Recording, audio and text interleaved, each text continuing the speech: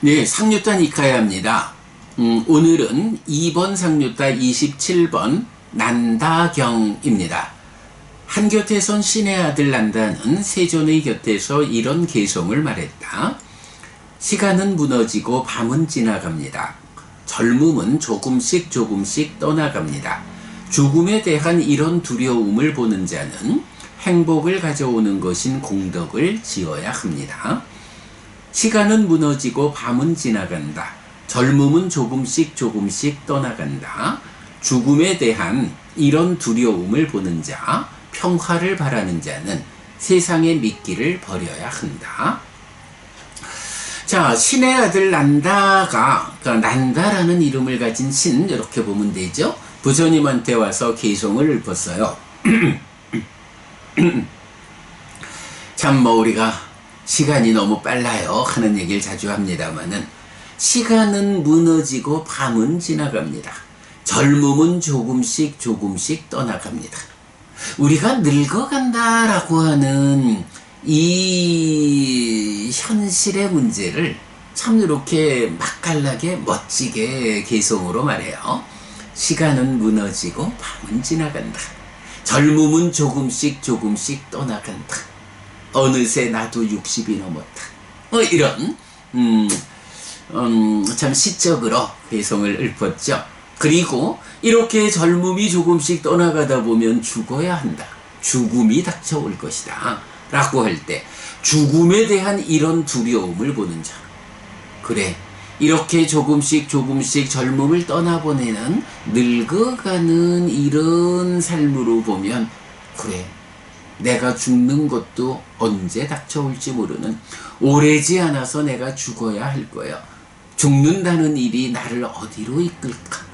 라고 죽음에 대해서 두려움을 보는, 사실은 굉장히 중요한 거죠. 죽음에 대해서 두려움을 보지 못하고 사는 사람들이 어떻게 해요? 천년 만년 살 것 같이 그저 자기 혼자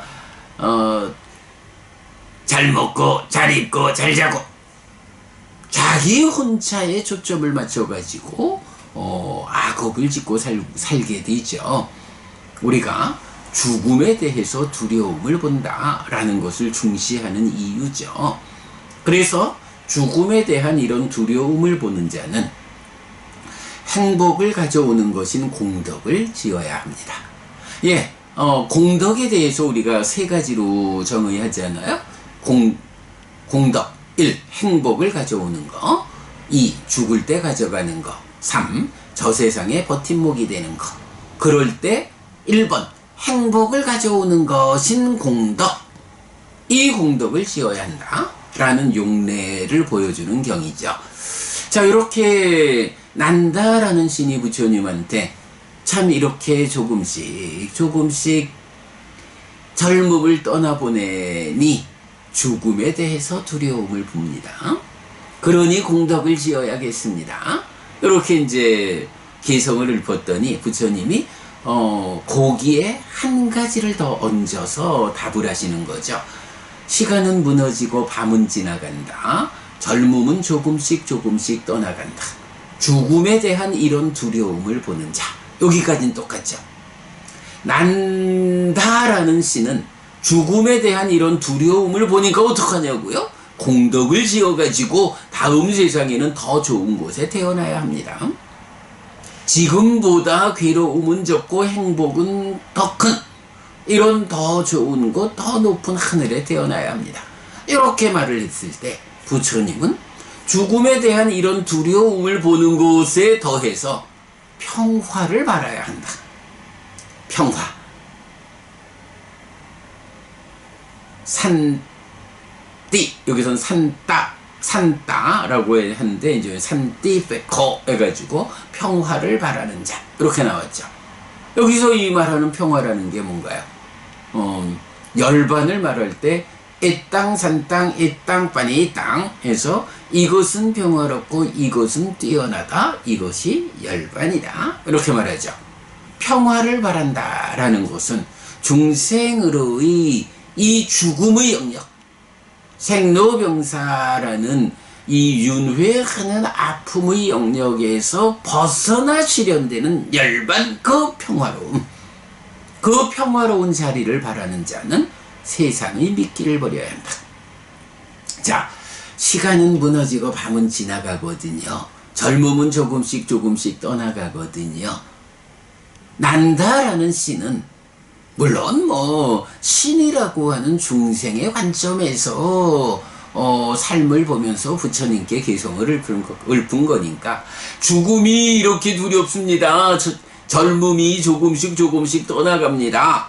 그러니 닥쳐올 죽음에 대해서 두려움을 본다면 죽음 이후에 더 좋은 곳, 더 높은 하늘에 태어나야겠으니 거기로 이끄는 공덕을 지어야 합니다. 이렇게 표현을 했다면 부처님은 정등각이신 깨달은 자로서의 스승인 부처님은 그렇게 더 높은 하늘에 태어난다 라는 요런 삶의 방향을 넘어서서 아니요, 그런 높은 하늘에서도 벗어난 해탈된 삶의 시련, 죽어야 한다라는 이 윤회의 아픔의 범주 안에서 더 올라가는 요거 가지고는 안 된다. 정말로 그런 죽음이 적용되는 이 범위로부터 벗어나는 그런 평화로운 열반을 바래라. 그런 열반을 지향하는 이런 사람이 되어야 하고, 그렇게 열반을 지향하는, 윤회에서 벗어남을 지향하는 이런 사람들은 행복을 가져오는 것인 공덕을 지음에 넘어서서 세상이라는 이 죽음의 영역, 이 세상이 주는 미끼를 버려야 한다. 예, 세상의 미끼를 버려라. 요 우리 마침하니까요, 미끼경 해가지고 나타나죠. 네, 이제 그런 부분 미끼경 제가 링크해 드리도록 하겠고요. 세상의 미끼를 버려라.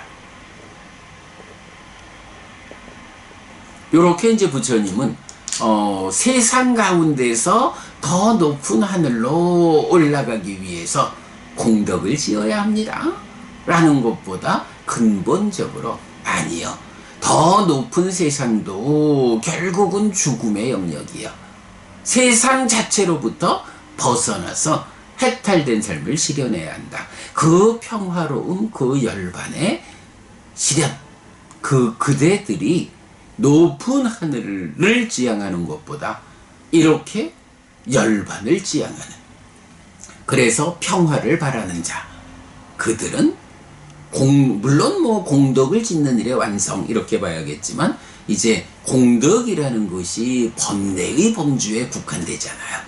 번뇌를 완전히 부숨으로써 번뇌 없는 삶, 그래서 세상으로부터 벗어나는, 세상의 미끼를 버리고 벗어나는, 네, 요런 더 높은 삶의 지향, 완성된 삶을 이끄는 가르침을 개성으로 말해 주셨죠. 자, 그런데 이제 이 경 보면 또 기억하시지요, 여러분? 좀 들어봤죠? 요게 1번 상류다 네 번째 경, 무너진 경하고 사실은 똑같아요. 그런데 이제 1번 상류다 4번 무너진 경에서는 요렇게 그 난다라는 신을 구체적으로 이름을 말해주지 않죠. 보면 사와티에서 설해진 한곁에 선 그 천신은 세존의 곁에서 이런 개성을 말했다 라고 해서 불특정의 어떤 신으로 나타났고, 오늘 독서 공부하는 난다경은 난다라는 신으로 이제 구체적으로 그 대화 당사자를 소개하고 있죠. 그 차이뿐이고 똑같아요. 자, 그런가 하면 이 무너진 경은 사실은 1번 상류다 3번 바로 앞에 있는 이끌림 경하고 연결되죠. 자, 이끌림 경 이렇게 나와요. 수명은 짧고 삶은 이끌린다. 늙음에 이끌린 자에게 피난처는 없다. 죽음에 대한 이런 두려움을 보는 자는 행복을 가져오는 것인 공덕을 지어야 한다. 라고 신이 말하니까 부처님이 수명은 짧고 삶은 이끌린다. 늙음에 이끌린 자에게 피난처는 없다. 죽음에 대한 이런 두려움을 보는 자, 평화를 바라는 자는 세상의 미끼를 버려야 한다. 그러니까 무너진 경하고 또 난다 경하고 또 이끌린 경하고가 그 개성의 뒷부분, 죽음에 대한 이런 두려움을 보는 자는 행복을 가져오는 것인 공덕을 지어야 한다. 죽음에 대한 이런 두려움을 보는 자, 평화를 바라는 자는 세상의 미끼를 버려야 한다. 요건 동일한 거예요. 근데 그 앞에 부분, 자, 시간은 무너지고 밤은 지나간다. 젊음은 조금씩 떠나간다. 요 부분을 시적 표현을 바꿨죠. 수명은 짧고 삶은 이끌린다. 늙음에 이끌린 자에게 피난처는 없다. 내용은 동일해요. 수명이 짧다, 시간이 무너진다, 삶은 이끌린다. 어디로? 늙음으로. 늙음에 이끌린 자에게 피난처는 없어. 시간이 무너지고 밤이 지나가서 젊음이 늙음으로 이끌린다? 그러면 죽어야 하지. 죽지 않음으로 죽지 않음을 보장하는 다른 피난처는 없다. 같은 내용이죠. 시적으로 표현을 달리하죠.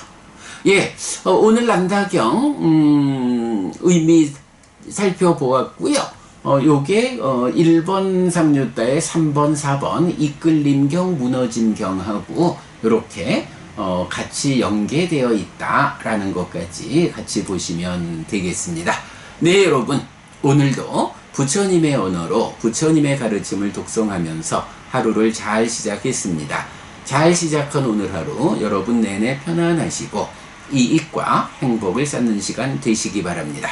함께 해주셔서 고맙습니다. 여러분 행복하십시오.